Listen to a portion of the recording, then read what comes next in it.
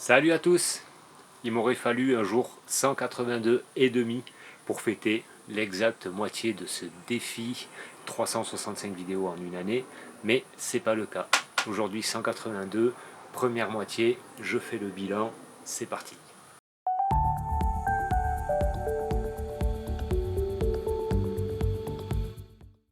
Une des premières choses que je trouve hyper intéressante à observer, un sujet sur lequel je suis revenu assez souvent, c'est le jugement et la peur du jugement. Ce qu'on va imaginer que les autres vont pouvoir dire ou penser. Le rejet, à dire mais pour qui tu te prends pour raconter ça, la peur d'afficher une évolution, la peur d'afficher un petit peu qu'est-ce qu'on vit au fond de nous. Tout ça, je l'ai vécu et c'est autant de raisons qui m'ont empêché, en tout cas pendant un moment, de commencer ce défi. Et tout d'un coup, je me suis dit, allez, j'y vais, je me lance. Ça a été assez confrontant. Il y a eu beaucoup de vidéos confrontantes.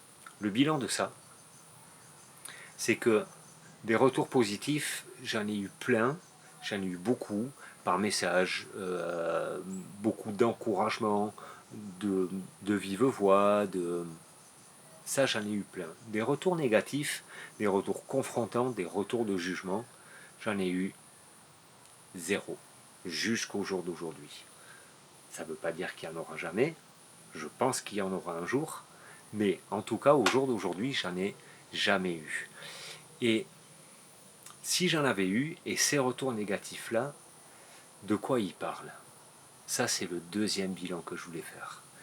Ils parlent, à mon avis, de la même chose que quand on se retrouve confronté face à des comportements de gens, de proches, de moins proches, de collègues de boulot, de personnes dans notre famille, d'amis.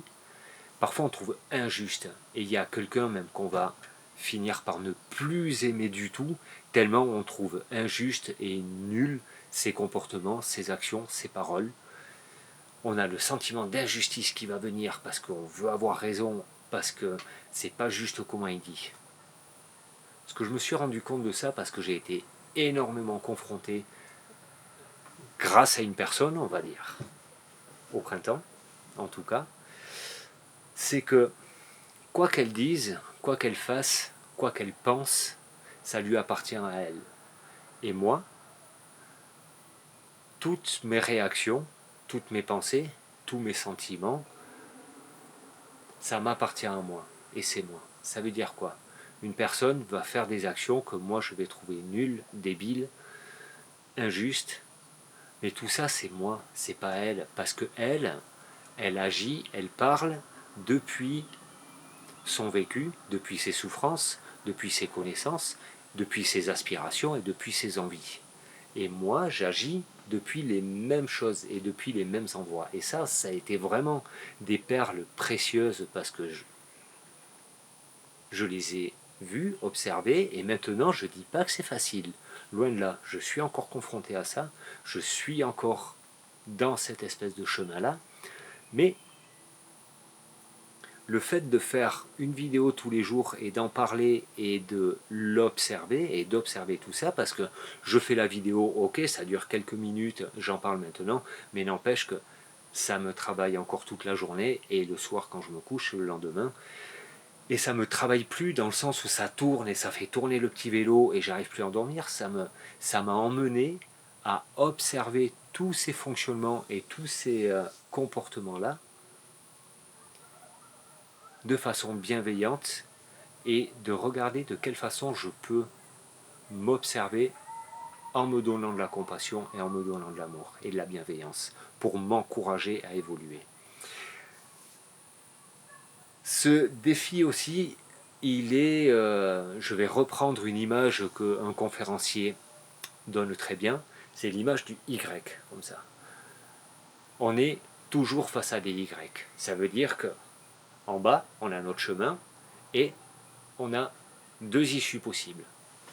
On a notre partie de droite qui est le chemin tracé. On a déjà expérimenté, on a déjà vu, la société fonctionne comme ça, la normalité veut qu'on fasse ça, ça c'est notre chemin de droite. Et c'est celui que notre mental va nous encourager à prendre parce que c'est celui qui est en sécurité. On le connaît, on sait ce qui va se passer, on y voit clair, c'est quelque chose de bien tracé. Alors on prend à droite, on se retrouve confronté, on prend à droite, on se retrouve confronté, on prend à droite, on prend à droite, on prend à droite, et on revient au même point. C'est très imagé. Le chemin de gauche, moi c'est le plus gros que j'ai, le plus gros, je sais pas, un des très gros que j'ai rencontré ces 6 derniers mois. C'est un gros nuage avec un chemin sinueux, tout caillouteux, avec des éclairs dedans, avec des jugements, avec des monstres, avec des diables qui, qui jugent, qui disent c'est pas bien tout ce que tu fais. Et j'y étais.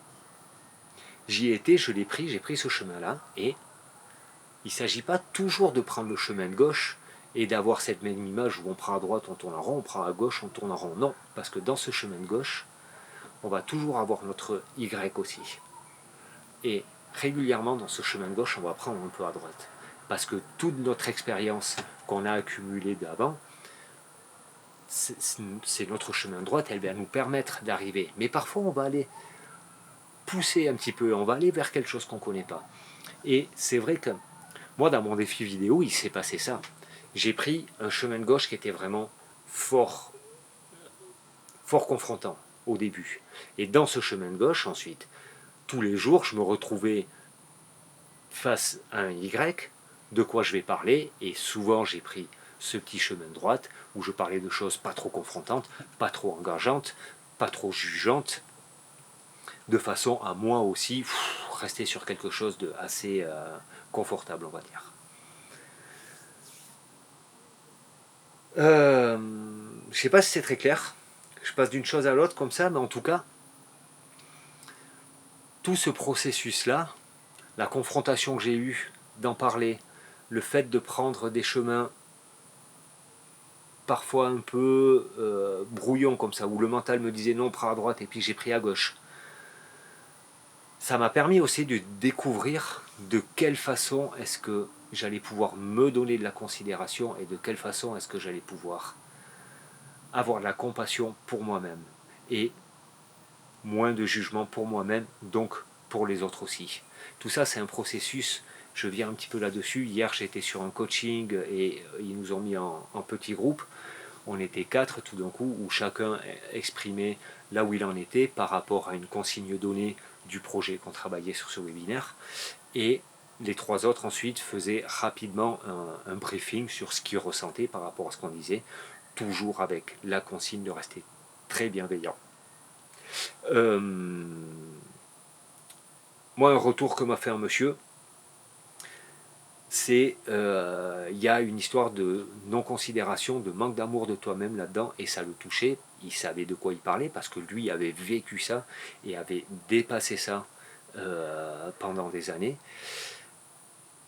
Et chose que je lui ai répondu, je l'ai beaucoup remercié de ça. Je lui ai dit oui, c'est vrai, mais il y a 2 mois, tu m'aurais dit ça, j'aurais pas su quoi en faire et je t'aurais dit mais comment on fait? Mais comment on y va? Comment on se donne de l'amour? Et aujourd'hui, c'est pas que j'ai trouvé comment, parce que le comment, en fin de compte, il n'existait pas.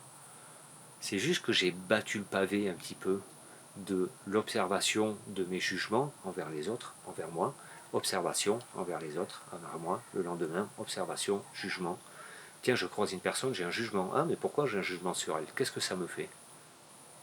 J'ai juste fait ça. Et sans m'en apercevoir, ça m'a apporté des petits éléments, et un petit élément, et un petit élément.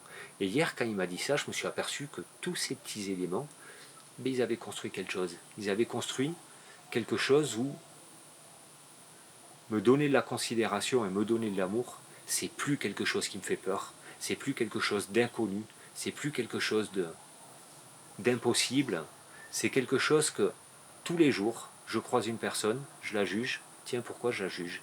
Et régulièrement, je fais une bêtise, je me juge, tiens, qu'est-ce que ça vient me toucher? Quel est le jugement que je porte sur moi? Qu'est-ce que ça m'apporte? Et de quelle façon est-ce que je peux le regarder différemment? Toutes des petites choses, tous les jours, je bats le pavé un petit peu. Je ne dis pas que un projet vidéo tous les jours, c'est la solution miracle. Loin de là. C'est ma solution à moi. Et c'est ma solution qui, moi, me permet, m'oblige, m'engage à m'observer tous les jours et à m'apporter des petites miettes, des petites miettes, des petites miettes, jour après jour, qui fait qu'aujourd'hui, j'ai un demi-pain.